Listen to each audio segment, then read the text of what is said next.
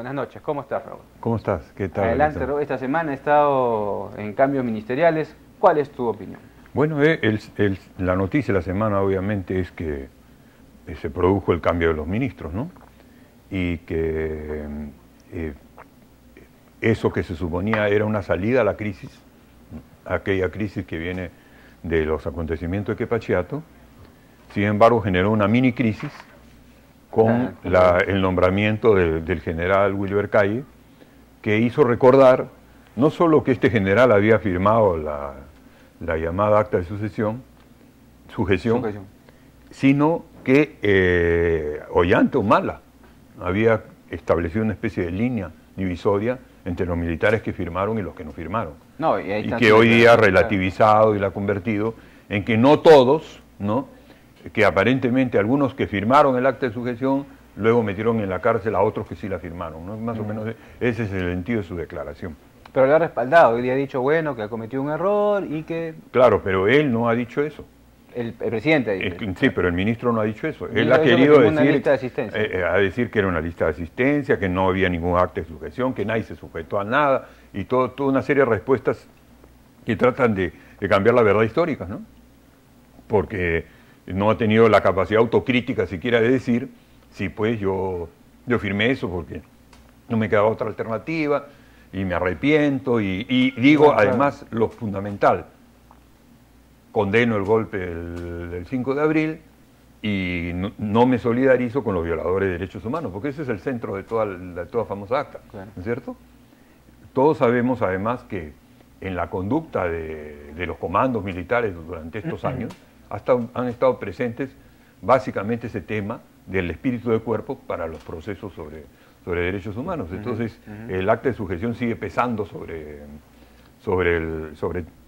la conciencia militar en el país. No establece un límite, una separación entre militares que repudian ese tipo de cosas y los que no lo hacen.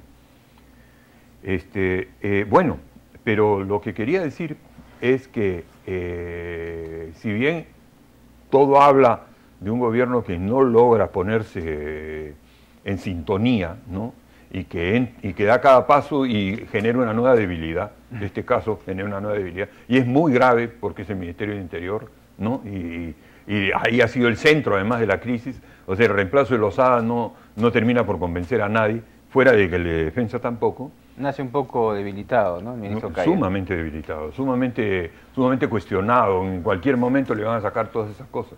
Pero además lo que hacemos es que, sin darnos cuenta, otra vez se ha producido el mecanismo de crecimiento del poder de Miguel Castilla. Claro, porque todos se preocupan. Claro, todos se preocupan esto y no saben qué es lo que pasó en producción. Castilla se va por una carretera a 100 por hora, claro, y profundizando el modelo. Y todo esto empezó antes de la juramentación de Ollanta Humala, cuando Ollanta recibía presiones de la derecha para que mantuviera el Ministerio de Economía y el BCR en manos de gente que fuera de confianza de los mercados, como se dice, y Castilla se vendía a sí mismo ante Ollanta, diciéndole que él podía convivir con Lerner y con los izquierdistas, y habían amigos extranjeros que hacían lobby por él y le insistían, y al final Ollanta cede.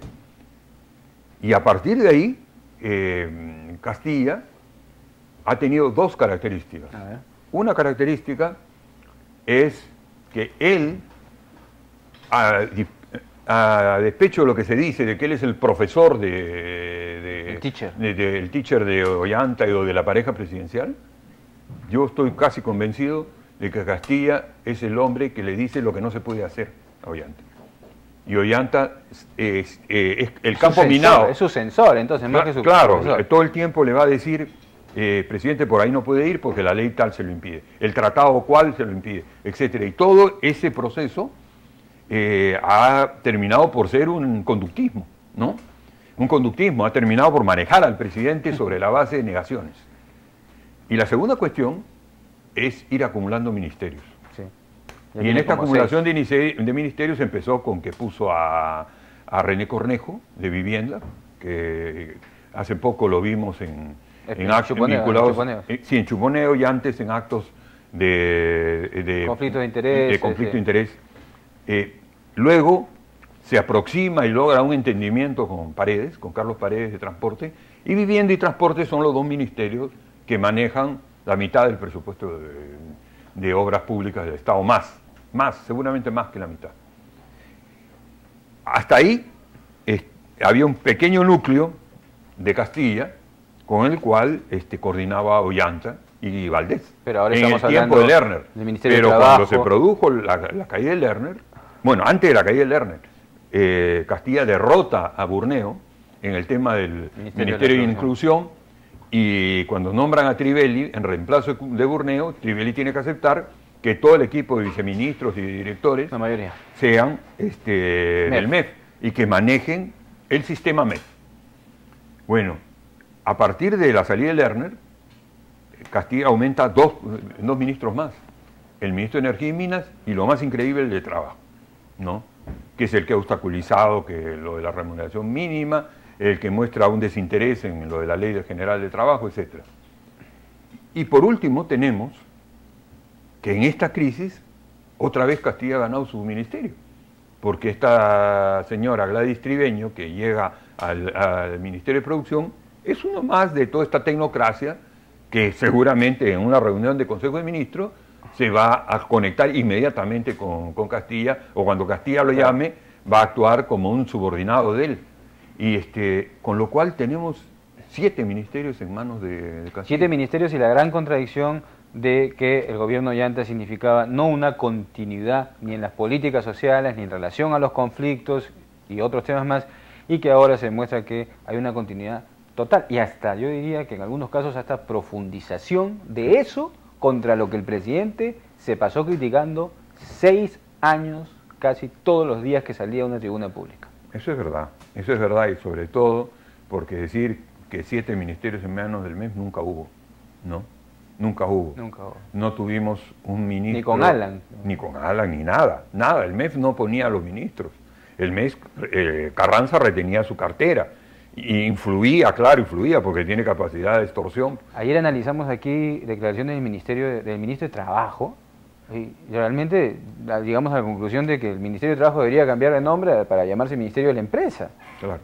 Así estamos. Claro, es que todos están mentalizados en la idea de que para mejorar a los trabajadores tienen primero que mejorar a los empresarios.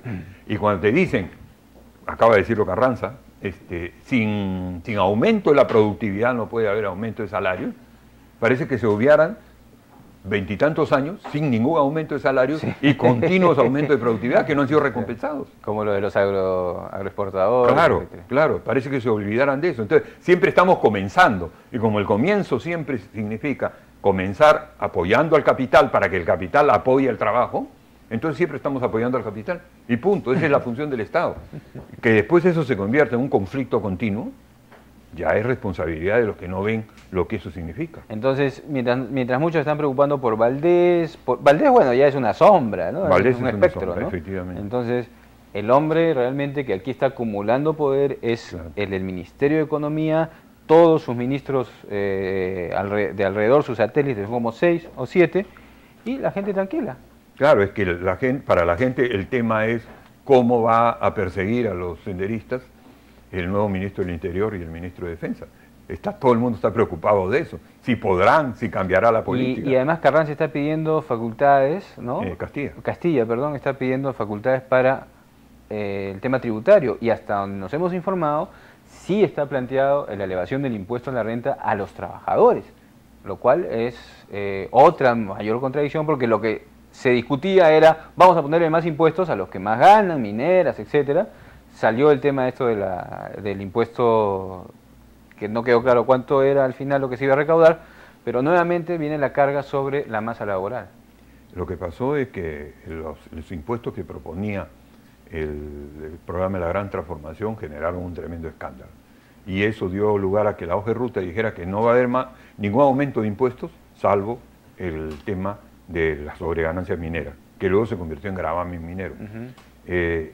Ahora, en este momento, el gobierno tiene un superávit fiscal de más de 2%. Que salió porque estaba Lerner, si no, eso no hubiese salido, ese impuesto. Es verdad, pero claro, ese era el comienzo del gobierno, pues, ¿no?